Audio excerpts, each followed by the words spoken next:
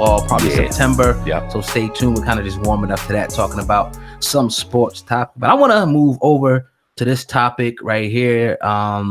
This right here is not good news, but it is news nonetheless. Now, according to reports out of NBC Los Angeles, 26-year-old producer DJ Official was killed in a drive-by shooting in Los Angeles on Friday, June the 14th. Now, NBC Los Angeles reported that DJ Official was shot while outside his home alongside his grandfather, who was there at the shooting. His grandfather went on to say all he did was go to work and come home. He didn't belong to a gang or anything like that.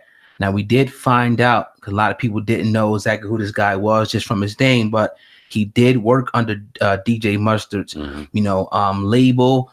He also, worked with artists like Chris Brown, City Girls, Cardi B, YG. But the shocker that everybody's talking about is they're saying that he was in the studio with Nipsey Hussle on March the 31st. And as you know, that was about 2 days before Nipsey Hussle was gunned down in Los Angeles himself. And they're also saying that one of his final Instagram posts was a dedication to Nipsey Hussle. Not saying that there's any connection between the two, but we thought that was kind of ironic, that both of them, within a short period of time, were both murdered in LA. SamAnt, what are your thoughts on this one, man? Us reporting yet another drive-by shooting, another death of a real prominent young star in the game, man. It's terrible, man. It's terrible. It on all levels and all accounts. Like his grandfather said, and it just goes right back to your mortality. Just going out there chilling with your grandpa, minding your own business, not thinking of anything, and someone having the hate in their heart to want to end everything for you and your family for no reason. It's scary. It's scary as hell, but it is a reality. It's a reality in every city in this motherfucking world. It's a reality in Los Angeles. And unfortunately, we had to report the untimely death of our brother Nipsey Hussle. Shout out to Marathon Store. Oh, God, got his shirts.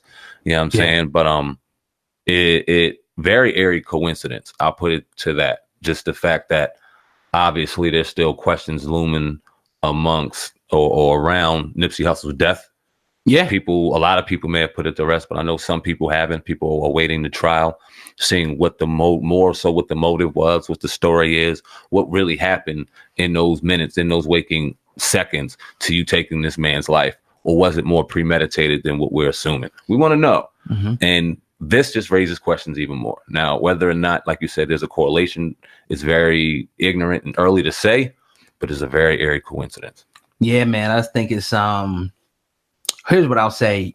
A lot of times, I hate to go down a cliche, which I'm not this time. I just wish that people, before they thought, and TK did a great job of breaking this down, thinking about the consequences before you do an action. I think this is huge, as opposed to, I was famous for this, just kind of, and I'm sure you were too at a point in your life, just doing some shit, and then, thinking about it later, like, yo, I should have never did this. Now, life, that's something that you can't get back. And what could he have done? Obviously, we don't know what was going on, but what could somebody have done in order to be, taken out like that? It could have been mistaken identity. Who knows? But another, I'm not even gonna say senseless, just a crazy, act on another young black brother. LA is wild though, Sam, man. What's going on with that, though? I know you lived over there, for a short amount of time, man. Is it really that dangerous in LA like it used to be? What's the deal with that? That dangerous? You got to keep your eye out. It's like any other place, but the energy is very different. It's very different. It's a place where you hear people. That's the mecca of entertainment. If you want to go succeed, us out here in Jersey, where was the place you had to go? You had to go to LA. You had to go to either New York or Los Angeles. And even the little quick rides we took to New York, we realized, yeah, this is cool, but now we got to go out to the motherfucking palm trees. But then you hear the other side of LA, and you hear the other, and we've heard the other side throughout our whole lives. I remember the LA riots. I remember the Rodney King beating. I remember the OJ Simpson, him driving down the freeway. I remember just all the news surrounding LA, the police riot, all that shit. And it makes you wonder. Now, when I drove out there, or when I lived out there for a brief time, I lived in some great areas. I lived in some real, real fucked up areas where you had to watch it back and make sure you knew what you were doing. And it was different. definitely different. But you got people out there that are very loving and very caring, and that too, even in those terrible areas. So you don't want to sit there and pass judgment on those people. But like any other place you're around, just gotta watch your motherfucking surroundings. Yeah, I think once again, man, we had a great interview with TK the other night, and he was just talking about, you can have tens of thousands of people who love you, and they show you gratitude, and some people damn near worship you, but you can have the one person who's sitting back in the cut, envious, jealous, and they could say, you know what, today I'm going to decide to take him out. We've seen the thing, with the Nipsey. People talk about his jealousy, his envy, this, that, the third. We can go down a list of people, have been killed from jealousy and envy. So there's nothing you can really do here. You got your grandparents, residents, family residents or something. You kind of just chilling, doing what you're doing, and somebody just comes past. I don't know, man, but once again, condolences to the family. Didn't know a lot about them, got to be honest. Producers, man, that's the beautiful thing about them. Not to cut you off, man. They can make their magic and do their thing, and can still walk the streets. And if this was premeditated, they had to drop on him. They knew who he was. They knew his moves. They knew he'd be there, and they got their target. Right. Terrible as that is to say, but what does it say to you that it happened in his own neighborhood? It happened in his area. He wasn't somewhere else. He wasn't even. Out here on the streets, he was at home. That's what people been getting hit the most. It seems like where they're from, and they're home in the neighborhood. Where they their guard is down, and it's real. You in your neighborhood, no matter how much money you got, no matter what your status is, what your bank account says, you feel a certain level of comfortability because you came up there. But you could come through there 10 or 15 times, and just like in the Ville, and you can see the same people going to see you. And they might see you in your nice car and your jewelry or whatever like that. And one day they could say, you know what? I'm gonna run down. It could be a bad day on the, the strip or whatever, or in the family, they lost this and that. I'm gonna run down on this dude, and anything can happen. So you just never know, man. But it looks like a lot of people have been getting hit right where they're most comfortable at their home, and it's sad. It's wild, man. Yeah. Condolences to his family, man, and prayers out. That's all you can say.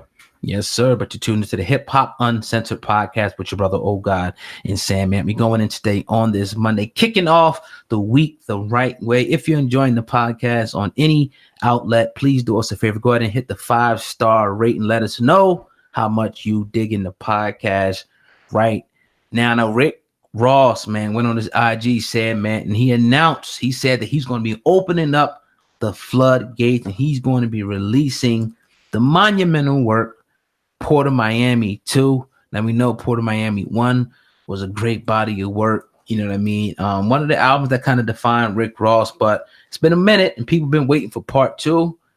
Are you excited about this, SamAnt? Now I know we did a segment on this on our podcast early on in the game, and we talked about Rick Ross being one of the most underrated rappers there is.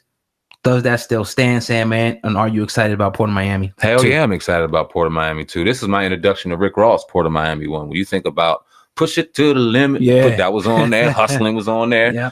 It was a number of records on that joint that really introduced us to Rick Ross. Now, we got to watch his evolution because he went from a particular style in Port of Miami and just grew and grew and grew and grew.